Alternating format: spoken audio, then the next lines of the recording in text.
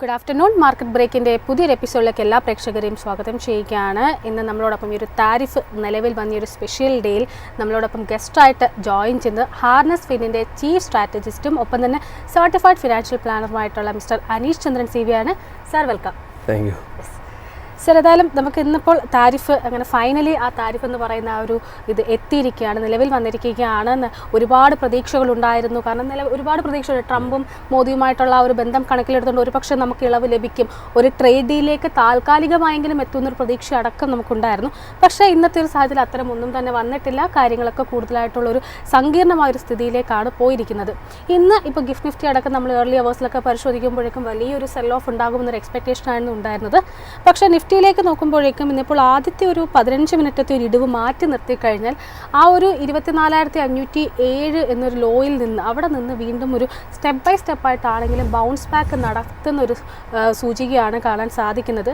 താരിഫിൻ്റെ ഒരു overall impact എങ്ങനെയായിരിക്കുമെന്നാണ് താങ്കളുടെ ഒരു പ്രതീക്ഷ? ഇതൊരു ഓപ്പർച്യൂണിറ്റി, ഒരു ക്രൈസിസ് ആണെങ്കിൽ പോലും ഇതൊരു ഓപ്പർച്യൂണിറ്റി ആയിട്ട് എടുക്കാനാണ് നമ്മുടെ ഗവൺമെൻറ്റും നമ്മളുടെ ഏജൻസികളും എല്ലാം തന്നെ ശ്രമിക്കുന്നത്.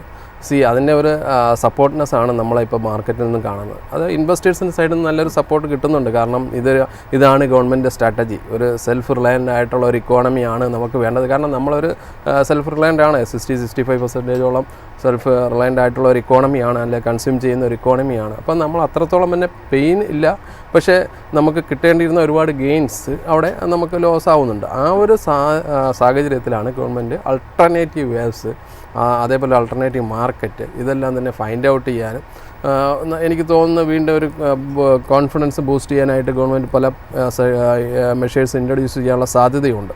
അപ്പോൾ ഇതെല്ലാം മുന്നിൽ കണ്ടാണ് നമ്മളുടെ മാർക്കറ്റ് ഒരു അഡ്വാൻസ്ഡ് ആയിട്ട് തന്നെ അതിൽ നല്ലൊരു ഫോൾ വരുന്നതിന് മുമ്പ് തന്നെ അതിനെ റിക്കവറി അല്ലെങ്കിൽ ഒരു സ്റ്റെബിലൈസ്ഡ് മൂവിലേക്ക് കൊണ്ടുപോകുന്നത്. അത് നമുക്ക് തീർച്ചയായിട്ടും ഒരു പോസിറ്റീവായിട്ടുള്ള സൈനാണ്. അത് മാർക്കറ്റ് വളരെയധികം ഫ്യൂച്ചറായിട്ട് റീഡ് ചെയ്യുന്നുണ്ട്. അപ്പം നമുക്ക് തീർച്ചയായിട്ടും അത് വെയിറ്റ് ചെയ്യുക, മാർക്കറ്റിനൊപ്പം സഞ്ചരിക്കുന്നതായിരിക്കും നമുക്ക് നല്ലത്. കാരണം മാർക്കറ്റ് ഹെഡാണ്, എല്ലാ കാര്യങ്ങളെക്കുറിച്ചും ഡിസ്കൗണ്ട് ചെയ്യുന്നുണ്ട്. അപ്പോൾ തീർച്ചയായിട്ടും മാർക്കറ്റിന് ആ കാര്യങ്ങൾ വ്യക്തമായി മനസ്സിലാവുന്നത് കൊണ്ടാണ് ഈ ഒരു നമ്മൾ എക്സ്പെക്റ്റ് ചെയ്യുന്നൊരു ഫോള് വരാതിരുന്നത്. കാരണം ആൾട്ടർനേറ്റീവ് വേവ്സ് ഉണ്ട്, നമുക്കൊരു ഓപ്പർച്യൂണിറ്റിയാണിത്. കാരണം എല്ലാ ക്രൈസിസിൽ നിന്നും നമ്മൾ കരകയറുമ്പോൾ ഓപ്പർച്യൂണിറ്റി ആയിട്ട് തന്നെ എടുത്താൽ മാത്രമേ നമുക്കത് കരകയറാനായിട്ട് സാധിക്കൂ. സർ, ഇപ്പോൾ നമുക്ക് നിഫ്റ്റിയോടെ തന്നെ ചേർത്ത് നിർത്തി പറയാൻ പറ്റുന്ന മറ്റൊരു ഇൻഡെക്സ് എന്ന് പറയുന്നത് നിഫ്റ്റിയുടെ ബാങ്കാണ്. നിഫ്റ്റി ബാങ്ക് സൂചികയാണ്. ഒരുപക്ഷെ നിഫ്റ്റിയുമായിട്ട് കമ്പയർ ചെയ്യുമ്പോഴും കഴിഞ്ഞ കുറച്ചധികം ട്രേഡിംഗ് സെഷൻസിലായിട്ടൊരു അണ്ടർ പെർഫോമിംഗ് സെക്ടറായിരുന്നു. ഒരുപക്ഷെ നിഫ്റ്റിനെ കഴിഞ്ഞ എല്ലാ ട്രേഡിംഗ് സെഷൻസിലും ഏറ്റവും കൂടുതൽ ഡ്രാഗ് ചെയ്തിരിക്കുന്ന ഒരു സെക്ടർ, ഹെവി വെയിറ്റ് എന്നൊരു സെക്ടർ നിലയിൽ ബാങ്ക് നിഫ്റ്റിയെ കൺസിഡർ ചെയ്യാനും സാധിക്കും. ബാങ്ക് നിഫ്റ്റിയെ സംബന്ധിച്ച് പരിശോധിക്കുകയാണെങ്കിൽ ഈ ഒരു ഡയറക്റ്റ്ലി താരിഫുമായിട്ട് യാതൊരു റിലേഷനും ഇല്ലാത്തൊരു സെക്ടർ കൂടിയാണ്. ബാങ്ക് നിഫ്റ്റിയുടെ ഒരു അണ്ടർ പെർഫോമൻസിനെ താങ്കൾ എങ്ങനെയാണ് വിലയിരുത്തുന്നത്? ഇനി മുന്നോട്ടേക്ക് താങ്കൾ ഈ ഒരു സെക്ടറിൽ വാച്ച് ചെയ്യുന്ന ലെവലുകൾ ഏതൊക്കെയായിരിക്കും? തീർച്ചയായിട്ടും ബാങ്ക് നിഫ്റ്റി നമുക്ക് ഡയറക്റ്റായിട്ട് ഇത് ഇമ്പാക്റ്റ് ഇല്ലെന്ന് പറയുമ്പോൾ പോലും ഇൻഡയറക്റ്റായിട്ട് അതിൻ്റെ എല്ലാ എഫക്റ്റ്, കാരണം കറൻസിയിലുണ്ടാവും, ഇക്കോണമിയിൽ വരുന്ന വീക്ക്നെസ്സുകളുണ്ടാവും, അതേപോലെ തന്നെ പ്രൊഡക്ഷനിൽ വരുന്ന കുറവുകൾ, അതേപോലെ നമ്മുടെ സെയിൽസിലുണ്ടാവുന്ന ഇമ്പാക്റ്റുകൾ, ഇതെല്ലാം തന്നെ ഈ ഒരു സെക്ടറിലെ ഒരു മൂവിങ് സെക്ടർ എന്നുള്ള നിലയിൽ ഇതിനെ, അല്ലെങ്കിൽ ഇൻഡിക്കേറ്റിംഗ് സെക്ടർ എന്നുള്ള നിലയിൽ നമുക്ക് ബാങ്ക് നിഫ്റ്റിയിൽ തന്നെ ആയിരിക്കും ഇത് ഇൻഡിക്കേറ്റ് ചെയ്യുന്നത്, അല്ലെങ്കിൽ അതിനെ തന്നെ ഒരു ഇൻഡിക്കേറ്ററായിട്ട് എടുക്കാനായിട്ട്. ബട്ട് ഇപ്പോൾ അത് വളരെ കോഷ്യസ് ആയിട്ടാണ് മൂവ് ചെയ്യുന്നത്. ഈ ഒരു ലെവലിൽ നിന്ന് എനിക്ക് തോന്നുന്നത് ഇതൊരു കോൺഷ്യസ് ആയിട്ടുള്ള മൂവ്മെൻറ്റ്സ് ആണ്. ഈ ഒരു ലെവലിൽ കൺസോൾഡേറ്റ് ചെയ്യാനാണ് സാധ്യത. അത് കഴിഞ്ഞ് എന്തെങ്കിലും നല്ല ക്ലിയർ ഇൻഡിക്കേഷൻസ് കിട്ടുമ്പോൾ തീർച്ചയായിട്ടും അത് മുകളിലോട്ട് പോകാനാണ് സാധ്യത. അപ്പം നമ്മളുടെ വാച്ച് ചെയ്യേണ്ട ലെവൽ അപ്പർ സൈഡിൽ നിന്ന് ഞാൻ പറയുന്നത് ഇപ്പോഴും ആ ഒരു പഴയ വന്നിട്ടുള്ള ഹൈ എന്ന് പറഞ്ഞാൽ ആ ഹൈയുടെ അടുത്തുള്ള 56,000 ലെവലിൽ തന്നെയാണ്. അപ്പോൾ തീർച്ചയായിട്ടും ഈ ഒരു മൂവ്മെൻറ്റിൽ എനിക്കത് കൺസോൾഡേറ്റ് ചെയ്യുന്ന വളരെ നല്ലൊരു പോസിറ്റീവായിട്ട് സൈനാണ്. കാരണം അത് ഒരു ഇൻഡിക്കേഷൻ അല്ലെങ്കിൽ ഓരോരിടത്തും ലീഡ് ചെയ്യാതെ, താഴോട്ടായിരുന്നാലും ലീഡ് ചെയ്യാതെ ഒരു കൺസോൾഡേറ്റഡ് മൂവിൽ പോകുന്നു എന്നത് പറയുന്നത് വളരെയധികം സ്ട്രോങ് ആയിട്ടുള്ളൊരു ബേസ് ക്രിയേറ്റ് ചെയ്യുന്നു എന്നതാണ് നമുക്ക് നോക്കാൻ കഴിയുന്നത്. അതിനുശേഷം അത് പോസിറ്റീവായിട്ട് മൂവ് ചെയ്യും. അതിന് എന്തെങ്കിലും ക്ലിയർ ആയിട്ടുള്ള ഇൻഡിക്കേഷൻസോ ഗവൺമെൻറ് സൈഡിൽ നിന്നുള്ള മെഷേഴ്സൊക്കെ വരുമ്പോഴേക്കും തീർച്ചയായിട്ടും അത് മൂവ് ചെയ്യും. ഇപ്പോഴത്തെ ഒരു സ്റ്റേബിൾനെസ് എന്ന് പറഞ്ഞാൽ വളരെ കോഷ്യസ് ആയിട്ടുള്ള മൂവ് തന്നെയാണ്. അത് വെയിറ്റ് ചെയ്യുന്നതായിരിക്കും നല്ലത്. സർ, അപ്പം നിഫ്റ്റി ഐ ടിയിലേക്ക് കൂടി വരികയാണ്. ഐ ടിയെ സംബന്ധിച്ച് പരിശോധിക്കുമ്പോഴേക്കും ഒരുപക്ഷെ ഈ ഒരു താരിഫ് എന്നൊരു വേർഡ് വന്നപ്പോൾ, അല്ലെങ്കിൽ ആ ഒരു ഭീഷണി വന്നപ്പോൾ മുതൽ ഏറ്റവും കൂടുതൽ ഒരു കോൺട്ര ചെയ്യപ്പെട്ടെങ്കിൽ ഏറ്റവും കൂടുതൽ ഫോക്കസ് ചെയ്യപ്പെട്ട ഒരു സെക്ടറായിരുന്നു IT സെക്ടർ എന്ന് പറയുന്നത്.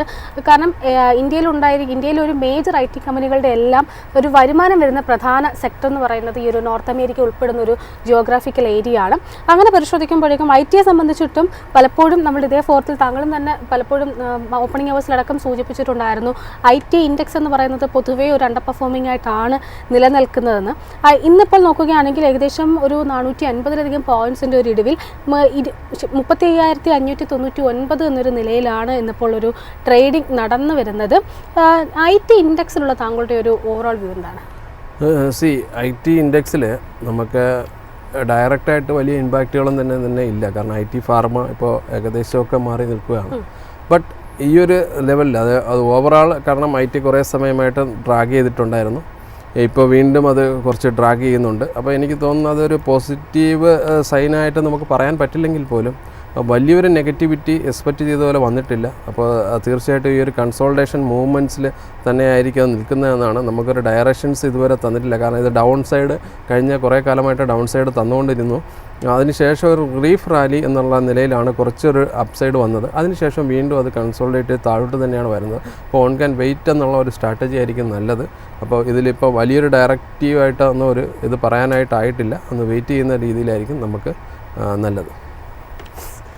ഈ ഒരു താരിഫിൻ്റെ കേസിലേക്ക് വരുമ്പോഴേക്കും ഏറ്റവും കൂടുതൽ ഒരു പക്ഷേ ഒരു മേജർ സെക്ടേഴ്സൊക്കെ മാറ്റി നിർത്തിക്കഴിഞ്ഞാൽ പിന്നീട് ഏറ്റവും കൂടുതൽ അഫക്റ്റ് ചെയ്യുന്ന സെക്ടർ എന്ന് പറയുന്നത് ടെക്സ്റ്റൈൽ, ജെംസ് ആൻഡ് ജ്വല്ലറി, അതിനോടൊപ്പം തന്നെ മറ്റ് പല സെക്ടേഴ്സുമാണ്. ഈ ഒരു ഹാൻഡിക്രാഫ്റ്റൊക്കെ ബന്ധപ്പെട്ടുള്ള സെക്ടേഴ്സ്, പിന്നെ സീ ഫുഡ് എക്സ്പോർട്സ് തുടങ്ങിയവയാണ്.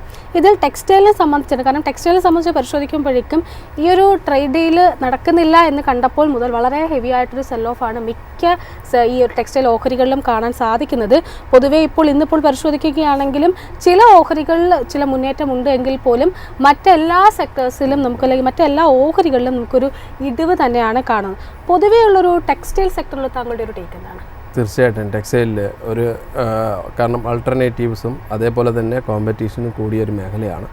നമുക്കൊരുപാട് ആൾട്ടർനേറ്റീവ്സ് വേറെ രാജ്യങ്ങളിൽ നിന്നുണ്ട്. അപ്പോൾ ആ ഒരു സെഗ്മെൻറ്റ് തന്നെയാണ് നമുക്ക് ഏറ്റവും ഹിറ്റ് ചെയ്യാനുള്ള സാധ്യതയുള്ളത്. ബട്ട് ഇവിടെ അതിനേക്കാളുപരി നമ്മൾ അവരുടെ ഒരുപാട് പ്രൊഡക്ഷൻസ് എല്ലാം നമ്മൾ തന്നെയാണ് ഹാൻഡിൽ ചെയ്യുന്നത്. ഇമ്മീഡിയറ്റ് അവർ നമുക്ക് മാറ്റിക്കൊണ്ട് പോകാൻ കഴിയത്തില്ല. ബട്ട് നമുക്കിവിടെ ഒരു വലിയൊരു കോമ്പറ്റീഷൻ എമർജ് ചെയ്ത് വരുന്നത് കൊണ്ട് നമുക്കതൊരു വളരെ കോൺഷ്യസ് ആണ് നമ്മളെ സംബന്ധിച്ചത്. അതിന് ആൾട്ടർനേറ്റീവ് മാർക്കറ്റ് ഇമ്മീഡിയറ്റ് നമുക്ക് കണ്ടെത്താനായിട്ട് സാധിക്കില്ല. അപ്പോൾ ഇതൊക്കെ വെച്ചിട്ടാണ് ഈ ഒരു സെഗ്മെൻറ്റിൽ ഇമ്മീഡിയറ്റ് ഒരു ഫിനാൻഷ്യൽ ക്രൈസിസ് എന്ന് പറയാനായിട്ട് ഈ സെഗ്മെൻറ്റിൽ കുറവാണെങ്കിൽ പോലും അതൊരു ലോങ് ടേണിൽ നമ്മളെ അഫക്റ്റ് ചെയ്യുമെന്നുള്ള കാര്യത്തിൽ നമുക്കതിന് സംശയമില്ല. അപ്പോൾ നമ്മൾ ആ ഒരു ഇതിൽ, കാരണം കോമ്പറ്റീറ്റേഴ്സ് ഒരുപാടുണ്ട്, ആ ഒരു മേഖലയിൽ നിന്ന് നമ്മൾ പിന്തള്ളപ്പെടുകയാണ് എങ്കിൽ തീർച്ചയായിട്ടും അതിന് വലിയ വില നൽകേണ്ടി വരും. അപ്പോൾ ആ ഒരു മേഖലയിലും അതേപോലെ തന്നെ ജുവൽസ്, ജെംസ് അങ്ങനെയുള്ള അല്ലെങ്കിൽ അതിൻ്റെ മാനുഫാക്ചറിങ് ആ ഒരു മേഖലയിലും നമുക്ക് തീർച്ചയായിട്ടും ഒരു അപ്പർ എഡ്ജ് ഉള്ളത്. അത് നമ്മൾ കണ്ടിന്യൂ ചെയ്യണം. അത് കണ്ടിന്യൂ ചെയ്യണമെങ്കിൽ കൂടുതൽ സപ്പോർട്ട് ഗവൺമെൻറ് സൈഡിൽ നിന്നും അല്ലെങ്കിൽ മറ്റെവിടെ നിന്നെങ്കിലുമൊക്കെ നിന്നുള്ള പല ഏജൻസികളിൽ നിന്നും അല്ലെങ്കിൽ ആൾട്ടർനേറ്റീവ് വേസിൽ നിന്നെല്ലാം കണ്ടെത്തേണ്ടിയിരിക്കുന്നു. ഇതൊരു തീർച്ചയായിട്ടും ഈ ഒരു സെഗ്മെൻറ്റിനെ സംബന്ധിച്ചിടത്തോളം ഷോർട്ട് ടൈമിൽ വളരെ നെഗറ്റീവ് തന്നെ ആയിരിക്കും. ബട്ട് എന്തായാലും തീർച്ചയായിട്ടും ഞാൻ നേരത്തെ പറഞ്ഞല്ലോ, എല്ലാ ക്രൈസിസും ഓപ്പർച്യൂണിറ്റീസ് ആക്കി മാറ്റുന്നത് പോലെ ഈ സെക്ടറിൽ മുമ്പും ഇതേപോലെ ഉണ്ടായിരുന്നു. നമ്മളുടെ ടെക്സ്റ്റൈൽ സെക്ടറിൽ വളരെ വീക്കായിരുന്ന സമയത്താണ് ടെക്സ്റ്റൈൽ അപ്ഗ്രഡേഷൻ ഫണ്ട് കൊണ്ടുവന്ന് നമ്മളത് റീകൂപ്പ് ചെയ്തുകൊണ്ട് വന്നത്. അതേപോലുള്ള എന്തെങ്കിലുമൊക്കെ എഫേർട്ടുകൾ ഗവൺമെൻറ് വരുമെന്ന് തന്നെയാണ് നമ്മളും പ്രതീക്ഷിക്കുന്നത്. സർ, അപ്പം നമുക്ക് ജനറലായിട്ടൂടെ ഒന്ന് ചോദിക്കുകയാണ്. ഇപ്പം നേരത്തെ നമ്മൾ താരിഫിൻ്റെ കേസ് സൂചിപ്പിച്ചിട്ടുണ്ട്. അതായത് താരിഫിനെ സംബന്ധിച്ച് പരിശോധിക്കുമ്പോഴേക്കും എക്സ്പോർട്ട് ഓറിയൻറ്റഡ് ആയിട്ടുള്ള സെക്ടേഴ്സിലാണ് ഏറ്റവും കൂടുതൽ ഒരു ഇമ്പാക്റ്റ് വരിക.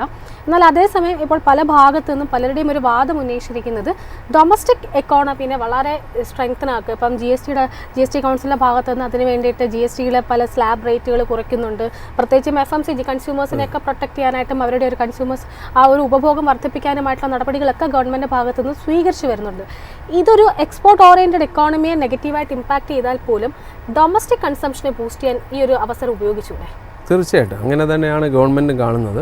കാരണം നമ്മൾ ആൾറെഡി നമ്മൾ 60-65% ഇടയ്ക്ക് നമ്മൾ കൺസ്യൂം ചെയ്യുന്നുണ്ട്. നമ്മൾ പ്രൊഡ്യൂസ് ചെയ്യുന്ന കാര്യങ്ങൾ നമ്മൾ തന്നെയാണ് കൺസ്യൂം ചെയ്യുന്നത്. ബട്ട് ഒരു ബാക്കിയുള്ള കുറച്ച് പെർസെൻറ്റേജാണ് നമ്മൾ എക്സ്പോർട്ട് ചെയ്തത്. ബട്ട് ഇവിടെ കൺസംഷൻ കൂട്ടിക്കൊണ്ട് തന്നെയാണ് നമ്മൾ തീർച്ചയായിട്ടും ഇതിനെതിരെ പ്രതികരിക്കാൻ പോകുന്നത്. അപ്പോൾ ഇവിടെ കൺസംഷൻ കൂട്ടുമ്പോൾ രണ്ട് തരത്തിലുള്ള ഇമ്പാക്റ്റുകളുണ്ടാവും ഗ്ലോബലി. ഒന്ന്, ഇൻഫ്ലേഷൻ കൂടും, അത് അവർക്ക് ആവശ്യമാണ് ഇൻഫ്ലേഷൻ കൂടുന്നത്. ഗ്ലോബൽ ഇൻഫ്ലേഷൻ, അതേപോലെ തന്നെ നമ്മളുടെ ഇവിടുത്തെ കൺസപ്ഷൻ, അതായത് പ്രൊഡക്ഷനെ ബാധിക്കാത്ത രീതിയിൽ ഗവൺമെൻറ് അതിനെ മാനേജ് ചെയ്യും എന്നാണ് നമ്മൾ പ്രതീക്ഷിക്കുന്നത്. തീർച്ചയായിട്ടും നല്ലൊരു സ്ട്രാറ്റജിയാണ് ഇത് വളരെ മികച്ചൊരു സ്ട്രാറ്റജിയാണ്. ഇതിനൊപ്പം തന്നെ നമുക്ക് ഗ്ലോബലിൽ നിന്ന് വിട്ടുനിൽക്കാൻ പറ്റത്തില്ല. സപ്ലൈ ചെയിൻ നമ്മൾക്ക് ആവശ്യമുള്ള ഒരുപാട് സാധനങ്ങളുണ്ട്. അതേപോലെ തന്നെ നമ്മൾ അപ്പർ ഹാൻഡിൽ നിൽക്കുന്ന ഒരുപാട് ഇൻഡസ്ട്രീസ് ഉണ്ട്. അതിൻ്റെ നമ്മളെ പ്രോഡക്ട്സുകൾ പുതിയ മാർക്കറ്റുകൾ ക്യാപ്ചർ ചെയ്യേണ്ട ആവശ്യമുണ്ട്. പുതിയ മേഖലകളിലേക്ക് എത്തേണ്ടതുണ്ട്. പുതിയ അപ്ഗ്രഡേഷൻസ് വരേണ്ടതിൻ്റെ ആവശ്യമുണ്ട്. ഇതെല്ലാം തന്നെ ആവശ്യമായതുകൊണ്ട് തീർച്ചയായിട്ടും ഇതിനെല്ലാം ഒരു കൺസോൾട്ടേഷൻ വരും. ഇന്നല്ലെങ്കിൽ നാളെ ഒരു കൺസോൾട്ടേഷൻ ഉണ്ടാവും തീർച്ചയായിട്ടും.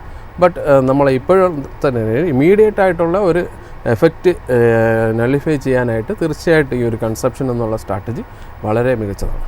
GST അതിനോടൊപ്പം തന്നെ ഡൊമസ്റ്റിക് കൺസംഷൻ വർദ്ധിപ്പിക്കുന്നതിനെ സംബന്ധിച്ച് സംസാരിച്ചുകൊണ്ടെന്ന് GST ഒരു റേറ്റ് കട്ട് വരുമ്പോഴത്തേക്കും സർ, ഇപ്പം ഒരുപാട് പേരുടെ ഒരു എക്സ്പെക്ടേഷൻ എന്ന് പറയുന്നത് GST റേറ്റ് കട്ടിൻ്റെ ഒരു ഡയറക്റ്റ് ഇമ്പാക്റ്റ് ഏറ്റവും കൂടുതൽ ട്രിഗർ ചെയ്യാൻ പോകുന്നത് ഓട്ടോമൊബൈൽ സെക്ടറിനെ ആയിരിക്കും. പ്രത്യേകിച്ച് ഇപ്പോൾ ടാറ്റ മോട്ടോഴ്സിൻ്റെ ഒക്കെ ഓഹരികൾ പരിശോധിക്കുകയാണെങ്കിൽ കഴിഞ്ഞ കുറേ നാളുകളായിട്ട് നിക്ഷേപകരെ പാടെ നിരാശപ്പെടുന്ന തരത്തിലുള്ള പ്രകടനമാണ് കാണുന്നത്.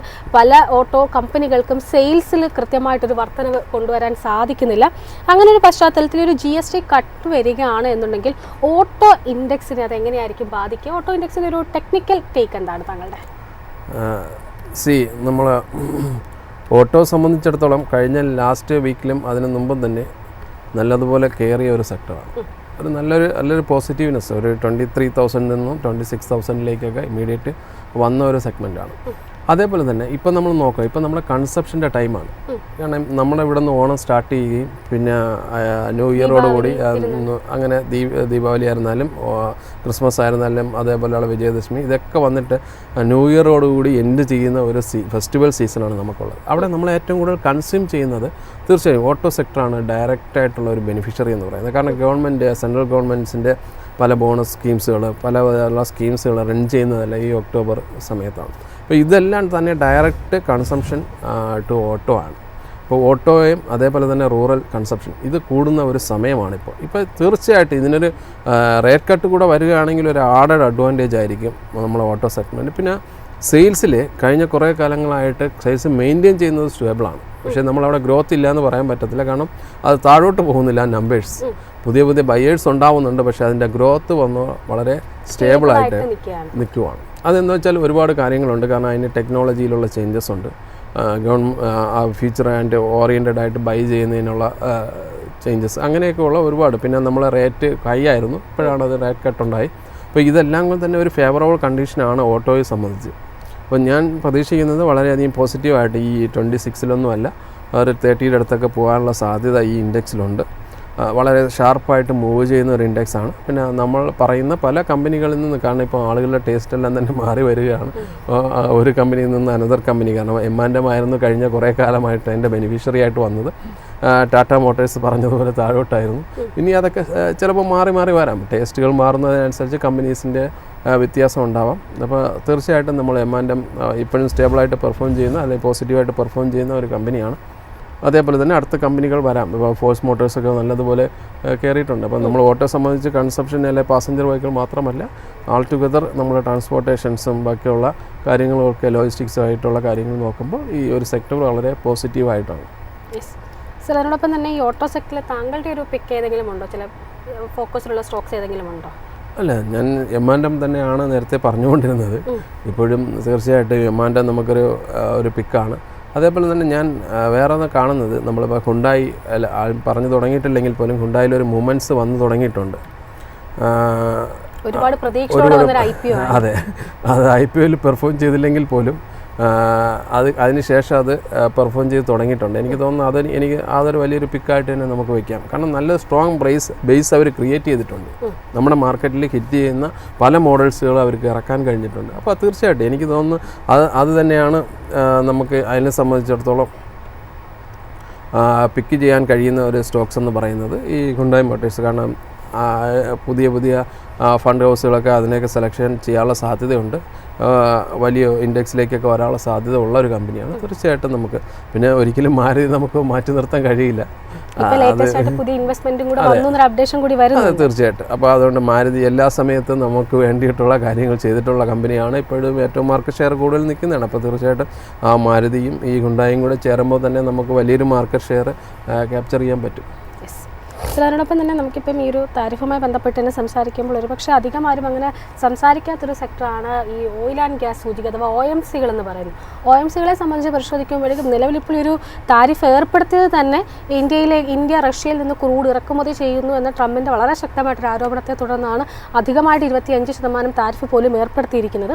ഇപ്പം റീസെൻ്റായിട്ട് വന്നിരിക്കുന്ന നമ്പേഴ്സൊക്കെ പരിശോധിക്കുകയാണെങ്കിൽ ഒരു പക്ഷേ സാറ്റിസ്ഫാക്ടറി അല്ലെങ്കിൽ സ്ട്രീറ്റിൻ്റെ എസ്റ്റിമേഷനൊത്ത് ഉയരാൻ സാധിച്ചില്ല എങ്കിൽ പോലും ബെറ്റർ ആയിട്ടൊരു പെർഫോമൻസ് കാഴ്ചവെക്കാനായിട്ട് ഈ ഒരു ഓയിൽ ആൻഡ് മാർക്കറ്റിംഗ് കമ്പനികൾക്ക് സാധിച്ചിട്ടുണ്ട്.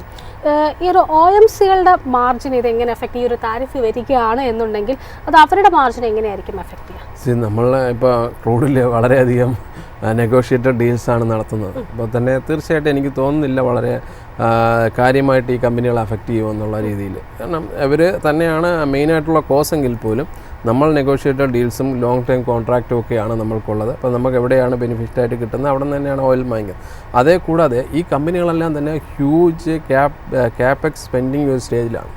കാരണം അവരുടെ ഒരു ബിസിനസ് സൈക്കിൾ കൂടുതൽ ഇന്നൊവേഷൻസ് ആയിട്ടും കൂടുതൽ ഡെവലപ്മെൻറ്റ്സുകൾ കൊണ്ടുവരാനായിട്ടും പുതിയ മേഖലകളിലേക്ക് വരുന്നതിനുള്ള ഒരുപാട് ഹ്യൂജ് ആയിട്ടുള്ള ഇൻവെസ്റ്റ്മെൻറ്റ്സ് നടത്തുന്ന ഈ കമ്പനികൾ നമ്മളെ OMCs എല്ലാം തന്നെ ഹ്യൂജ് ആയിട്ടുള്ള ഇൻവെസ്റ്റ്മെൻറ്റ് നടത്തുന്ന ഒരു സമയമാണ്. ഈ ഒരു സമയത്ത് അതിനുശേഷം ഈ ഇൻവെസ്റ്റ്മെൻറ്റിൽ നിന്ന് കിട്ടുന്ന ഗെയിനായിരിക്കും ഇവരെ സംബന്ധിച്ച് വളരെ ബെനിഫിറ്റ്. അപ്പോൾ എനിക്ക് തോന്നുന്ന ഒരു ലോങ് ടേം പിക്കായിട്ട് നോക്കുകയാണെങ്കിൽ തീർച്ചയായിട്ടും ഇമീഡിയറ്റ്ലി നമുക്ക് വലിയ എഫക്റ്റ് ഉണ്ടാവില്ലെങ്കിൽ പോലും ഒരു ലോങ് ടൈം പിക്കായിട്ടായിരിക്കും ഈ കമ്പനികളെ നമുക്ക് യൂസ് ചെയ്യാൻ പറ്റുന്നത്. കാരണം ഇത് ആൾറെഡി ഇത് ഗവൺമെൻറ് റെഗുലേറ്റഡ് ആണ് പ്രൈസ് റെഗുലേറ്റഡ് ആണെന്ന് പറയുമ്പോൾ തന്നെ ചെറിയ ബെനിഫിറ്റുകൾ നമുക്ക് തീർച്ചയായിട്ടും കിട്ടിയിട്ടുണ്ട് നേരത്തെ. അതേപോലെ തന്നെ ഡിവിഡൻഡ് പേ ഔട്ടുകൾ കിട്ടുന്ന ഒരു കമ്പനീസുമാണ്. അപ്പം തീർച്ചയായിട്ടും അപ്പോൾ ലോങ് ടൈമിൽ ബെറ്റായിട്ടായിരിക്കാം നമുക്കത് നോക്കുന്നതിനാണ് നല്ലത്. സർ, അതിനോടൊപ്പം തന്നെ ഞാൻ ആഡ് ചെയ്യാൻ ചോദിക്കും, ഇപ്പോൾ ഒരു ഇമാജിനറി കണ്ടീഷനാണ്. സപ്പോസ് ഒരു ട്രേഡ് ഡീലിലേക്ക് എത്തുകയാണ്. ഇപ്പോൾ ചില കണക്കുകൾ സൂചിപ്പിക്കുന്നുണ്ട്, അതായത് ഈ ഒരു റഷ്യയിൽ നിന്ന് ക്രൂഡ് വാങ്ങിക്കുന്നത് ഇന്ത്യ താൽക്കാലികമായിരിക്കും ഹോൾട്ട് ചെയ്യുകയാണെന്നുണ്ടെങ്കിൽ ഏകദേശം ബാരലിന് $90 മുതൽ $100 വരെ ഉയർന്നേക്കാം എന്നൊരു എക്സ്പെക്റ്റേഷൻ വരുന്നുണ്ട്.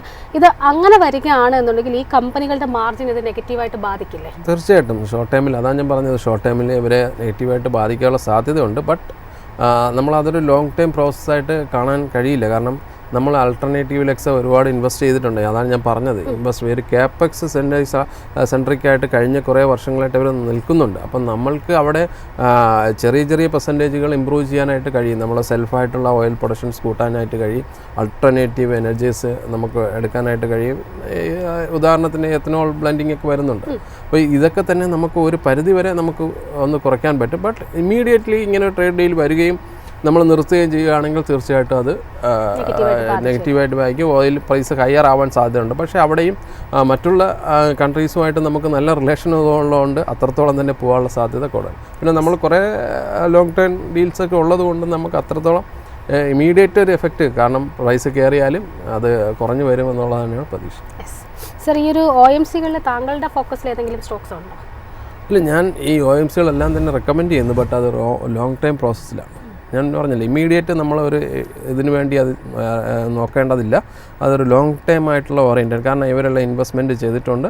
ആ ഇൻവെസ്റ്റ്മെൻറ്റിൽ നിന്ന് റിട്ടേൺ കിട്ടാനായിട്ട് കുറച്ച് സമയമെടുക്കും. അത് ഈ എല്ലാ കമ്പനികളിലും തീർച്ചയായിട്ടും ഞാൻ ഡിവിഡൻഡിലൊക്കെ വളരെ അട്രാക്റ്റീവ് ആയിട്ടുള്ള കമ്പനികളാണ് ഇവർ. അത് തീർച്ചയായിട്ടും നമ്മളൊന്ന് വെയിറ്റ് ചെയ്യുകയാണെങ്കിൽ തീർച്ചയായും നല്ലൊരു റിട്ടേൺ കിട്ടാനുള്ള സാധ്യതയുണ്ട്. സർ, അതിനോടൊപ്പം തന്നെ ചോദിക്കുന്നത് മറ്റൊരു സെക്ടർ, ഇപ്പം ഈ ഒരു GSTയുടെ കേസ് നമ്മൾ സംസാരിച്ചിട്ടുണ്ടായിരുന്നു.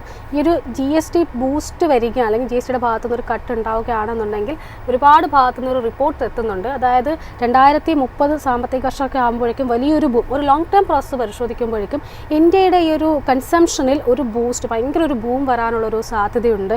അത് ലോങ് ടേമിലാണ്, ഇമ്മീഡിയറ്റ് എഫക്റ്റ് അല്ല പറയുന്നത്. ലോങ് ടേം പ്രോസസ്സ് കൺസിഡർ ചെയ്യുമ്പോഴേക്കും വളരെ ശക്തമായിട്ടൊരു കൺസംഷൻ ബൂം ഇന്ത്യയിൽ ക്രിയേറ്റ് ചെയ്യും. അത് FMCG സ്റ്റോക്സിന് വളരെ പോസിറ്റീവായിട്ടും കമ്പനികൾക്ക് വളരെ പോസിറ്റീവായിട്ടുള്ളൊരു മാർജിൻ നൽകുമെന്നൊരു ചില റിപ്പോർട്ടുകളൊക്കെ എത്തുന്നുണ്ട്. FMCG ഇൻഡെക്സിലുള്ള താങ്കളുടെ ഒരു ടേക്ക് എന്താണ്? പ്രത്യേകിച്ചും ചൊവ്വാഴ്ച വളരെ ഡിഫെൻസീവായിട്ടൊന്നൊരു സ്റ്റോക്ക് കൂടിയായിരുന്നു. ഞാൻ ഈ FMCGയെ സംബന്ധിച്ച് നമ്മളെ സെക്ടറിനെ സംബന്ധിച്ച് പോസിറ്റീവാണ്. നമ്മൾ നോക്കേണ്ട 1-2 ഡേറ്റാസ് ഉണ്ട് ഇവിടെ. കാരണം നമ്മളുടെ അൺഎംപ്ലോയ്മെൻറ്റ് റേറ്റ് ഓൾറെഡി നല്ല ലോയിലായിരുന്നു. ഇപ്പോൾ ചരിത്രത്തിൽ തന്നെ ഏറ്റവും ലോയിലാണ് ഇപ്പോൾ ഉള്ളത്. അപ്പോൾ എന്താണെന്ന് വെച്ചാൽ എംപ്ലോയ്മെൻ്റ് ആകുന്ന ആളുകളുടെ എണ്ണം കൂടുകയാണ്. അവിടെ ഒരു വരുമാനം കൂടുമ്പോൾ തീർച്ചയായിട്ടും FMCGക്ക് പോസിറ്റീവാണ്. അതിന് ഒരുപാട് കമ്പനികളുമുണ്ട്. ഇവിടെ ഈ നമ്മളുടെ കൺസപ്ഷൻ പവർ കൂടുമ്പോൾ ഉള്ള ഇതെന്ന് പറയുന്നത് നമുക്ക് ബാർഗെയിൻ ചെയ്ത് ബൈ ചെയ്യാൻ പറ്റും. അപ്പോൾ അതായത് കമ്പനികളുടെ ബാർഗെയിൻ പവറാണ് ഇപ്പോൾ ഉള്ളത്. അവിടെ നിന്ന് നമ്മളുടെ കൺസ്യൂമറിൻ്റെ ഒരു ബാർഗെയിനിലേക്കോ അല്ലെങ്കിൽ നമുക്കതിനെ വേറെ ആൾട്ടർനേറ്റീവുകൾ പ്രൈസിങ്ങിൽ എത്തുന്നു. അപ്പോൾ അവിടെ കമ്പനികളെ സംബന്ധിച്ചിടത്തോളം അത്രത്തോളം പോസിറ്റീവായി വരണമെന്ന് നമുക്ക് നിർബന്ധമില്ല. ബട്ട് സെയിൽസ് അവിടെ കൂടുകയും ചെയ്യും. മനസ്സിലായി? അപ്പോൾ ഇപ്പോൾ ഇന്നുള്ള ആ ഒരു മാർജിനെ മെയിൻറ്റെയിൻ ചെയ്തുകൊണ്ട് പോകാൻ കമ്പനികൾ വളരെയധികം ബുദ്ധിമുട്ടും. ബട്ട് നമ്മുടെ മാർക്കറ്റ് സൈസ് നോക്കുകയാണെങ്കിൽ അത് വളരെയധികം ഹൈ ആവും. നമ്മുടെ market size in terms of market സൈസിന് അതേപോലെ ചെറിയ കമ്പനികൾക്ക് വളർന്നു വരാൻ ഇതിനൊക്കെ വളരെ പോസിറ്റീവായിരിക്കും. സപ്ലൈ ചെയിൻ ആയിരിക്കും വളരെ ക്രൂഷ്യലായിട്ട് ഈ മേഖലയിൽ പ്ലേ ചെയ്യുന്നത്. കാരണം എത്ര കോസ്റ്റ് കുറച്ച് അത് കസ്റ്റമേഴ്സിൻ്റെ അടുത്ത് എത്തിക്കാൻ പറ്റുകയാണ് അത്രയും കൺസ്യൂമർ ആയിരിക്കും അതിനെ ബൈ ചെയ്യുന്നത്.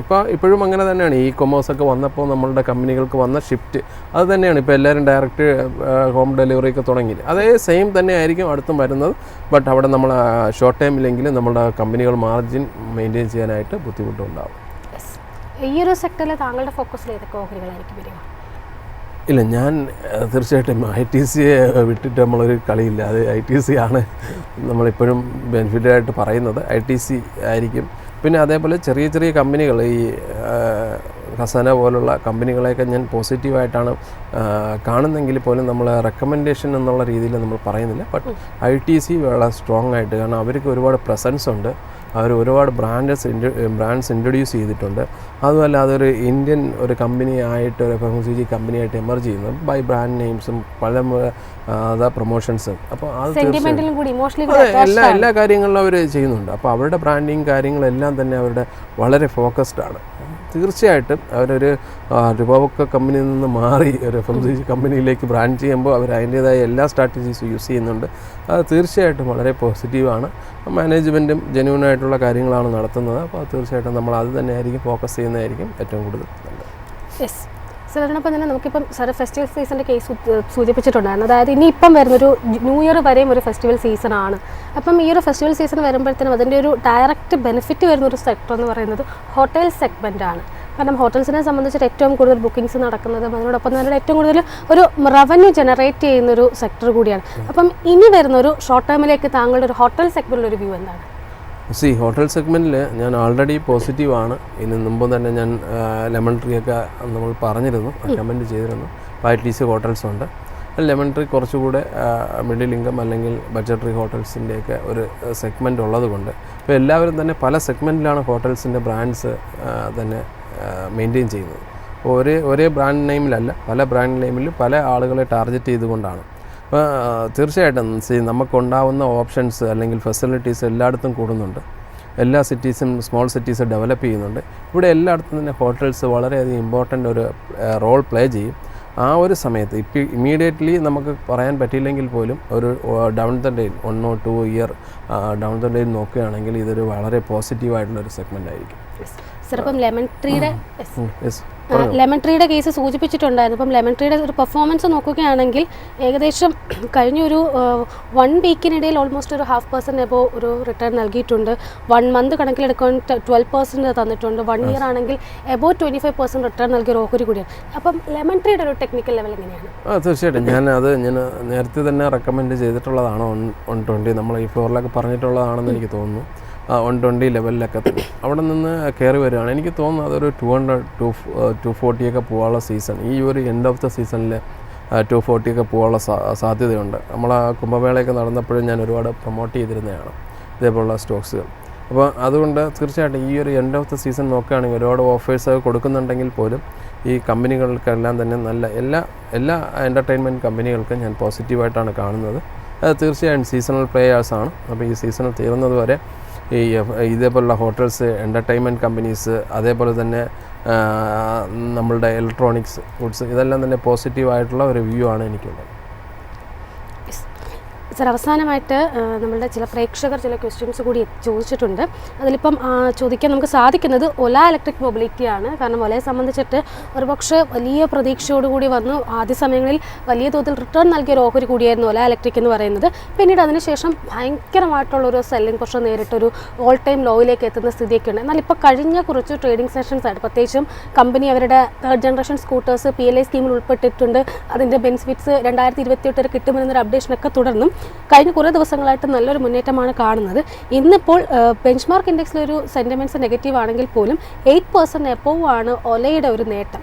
ഒലയിലുള്ള താങ്കളുടെ ഒരു ഓവറോൾ വ്യൂ എന്താണ്? ഞാൻ ഷോർട്ട് ടൈമിൽ ഇതേപോലെ പോസിറ്റീവാണ്, ബട്ട് അതിൻ്റെ ലോങ് ടൈം ഒരു വ്യൂ എന്ന് പറയാം. കാരണം ഈ ഒരു ഇലക്ട്രിക് സെഗ്മെൻറ്റിൽ ഒലയായിരുന്നാലും മറ്റുള്ള ഇലക്ട്രിക് സെഗ്മെൻറ്റ്സ് ആയിരുന്നാലും സ്കൂട്ടർ സെഗ്മെൻറ്റിലാണെങ്കിൽ അതിൻ്റെ ഒരുപാട് ഫ്രീക്വൻ്റ് ആയിട്ടുള്ള ചേഞ്ചസ് നടക്കുവാണ്. നമ്മളതിൽ ഇമീഡിയറ്റ് കയറി കമൻറ്റ് ചെയ്തോ അല്ലെങ്കിൽ നമുക്ക് ഇമീഡിയറ്റ് ഒരു എത്രത്തോളം മാർജിൻ മെയിൻറ്റെയിൻ ചെയ്യാൻ പറ്റും എന്നുള്ളത് ഇത് വലിയൊരു മാർക്കറ്റ് തന്നെയാണ്, അതിന് സംശയമില്ല. പക്ഷേ ആരൊക്കെ സസ്റ്റെയിൻ ചെയ്യും, എങ്ങനെയൊക്കെ സസ്റ്റെയിൻ ചെയ്യും എന്നുള്ളത് നമ്മൾ തീർച്ചയായിട്ടും വളരെയധികം നമ്മൾ ഇപ്പോഴേ കമൻറ്റ് ചെയ്യുന്നത് ശരിയല്ല. എങ്കിൽ പോലും ഒന്ന് വെയിറ്റ് ആൻഡ് വാച്ച്. ഞാൻ ഇമീഡിയറ്റ്ലി നമുക്ക് കാണാം ഇതുപോലെ പോസിറ്റീവ് മൂവ്മെൻറ്റ്സ് ആണ്, ഇത് ടെക്നിക്കൽ മൂവ്മെൻറ്റ്സ് ആണ്, 70 വരെയൊക്കെ പോകാനുള്ള സാധ്യതയുണ്ട്. ബട്ട് അതൊരു റെക്കമെൻഡേഷനായിട്ട് നമുക്ക് പറയാറായിട്ടില്ല. ഒന്ന് വെയിറ്റ് ചെയ്യുന്നതായിരിക്കും നല്ലത്. കാരണം ഒരുപാട് ഓപ്ഷൻസ് ഉണ്ട്. എങ്ങനെയാണ് TVSൻ്റെ ഓപ്ഷൻസ് ഇപ്പോൾ എല്ലാവരും നോക്കുന്നുണ്ട്. അപ്പോൾ ആൾറെഡി ഒരു ചെയിൻ ആൾറെഡി മാർക്കറ്റിലൊരു ചെയിൻ ഉള്ളതാണ് TVSന്. അപ്പോൾ അവരെ സംബന്ധിച്ച് കുറച്ചുകൂടെ ഈസി ആയിരിക്കും അവരുടെ മാർക്കറ്റിലേക്ക് പെനിട്രേറ്റ് ചെയ്യാനായിട്ട്. അതിനോടൊപ്പം തന്നെ ഇന്നിപ്പോൾ വളരെ ഇമ്പോർട്ടൻ്റ് ആയിട്ട് ഇവൻറ്റ് നടക്കുന്ന ദിവസം കൂടിയാണ്. റിലയൻസിൻ്റെ AGM എന്ന് നടക്കുകയാണ്. റിലയൻസിൻ്റെ AGMനെ സംബന്ധിച്ച് ഒരു പക്ഷേ ജിയോയുടെ ഒരു IPOയുമായി ബന്ധപ്പെട്ടിട്ടുള്ള പ്രഖ്യാപനങ്ങൾ ഈ ഒരു AGMൽ ഉണ്ടാകുന്നൊരു പ്രതീക്ഷയാണ് ഉണ്ടാകുന്നത്. ഇനി റിലയൻസിൻ്റെ ഓഹരികളിലേക്ക് എത്തുകയാണെങ്കിൽ തീർച്ചയായിട്ടും കഴിഞ്ഞ കുറേ നാളുകളായിട്ട് IT ഇൻഡെക്സിൽ ഏറ്റവും കൂടുതൽ ഡ്രാഗ് ചെയ്യുന്ന ഹെവി വെയ്റ്റ്സിലൊന്നാണ് റിലയൻസ്. ഒരുപക്ഷെ മറ്റ് ഓയിൽ മാർക്കറ്റിംഗ് കമ്പനികളിലൊക്കെ വളരെ ശക്തമായിട്ടൊരു മൂവ്മെൻറ്റ് രേഖപ്പെടുത്തിയപ്പോൾ പോലും ഇതിൻ്റെ ഒരു കോർ ഇൻഡസ്ട്രിയിൽ അത്ര ഒരു കൃത്യമായിട്ടൊരു പ്രകടനം നടത്താൻ റിലയൻസിന് സാധിച്ചിട്ടില്ല. ഓഹരികളിലേക്ക് എത്തുകയാണെങ്കിലും തുടർച്ചയായിട്ട് നമുക്കൊരു സാറ്റിസ്ഫാക്ടറി ആയിട്ടുള്ളൊരു റിട്ടേൺ അല്ല തരുന്നത്. റിലയൻസിലുള്ള താങ്കളുടെ ഒരു ടേക്ക് എന്താണ്?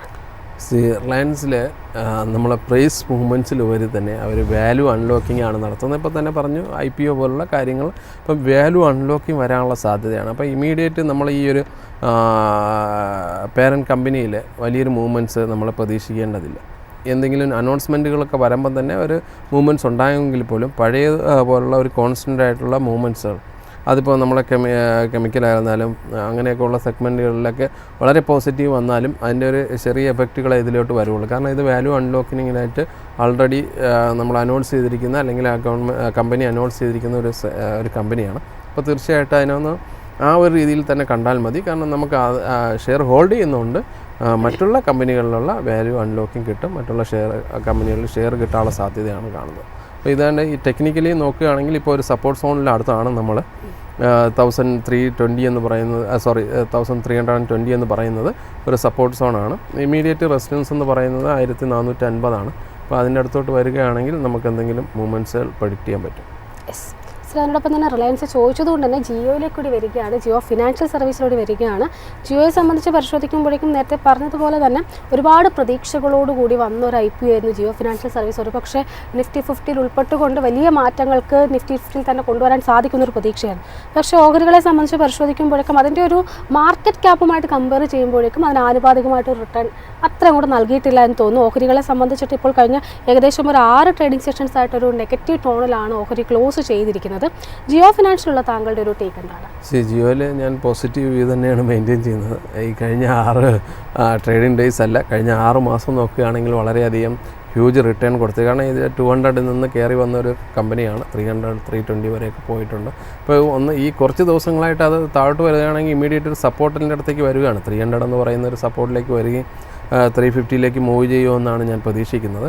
അപ്പോൾ ഒരു മൂവ്മെൻറ്റ്സ് വന്നതിന് ശേഷം ഒരു കറക്റ്റീവ് ആക്ഷൻസ് വരുന്നത് വളരെയധികം നല്ലതാണ്. അപ്പോൾ അതുകൊണ്ട് നമ്മൾ തീർച്ചയായിട്ടും ചെറിയ കറക്റ്റീവ് ആക്ഷൻസിനെ നെഗറ്റീവായിട്ട് എടുക്കേണ്ടതില്ല, അത് പോസിറ്റീവായിട്ട് കണ്ടാൽ മതി. ഒരു അവസരമാക്കി തന്നെ എടുക്കാമല്ലേ? അതെ.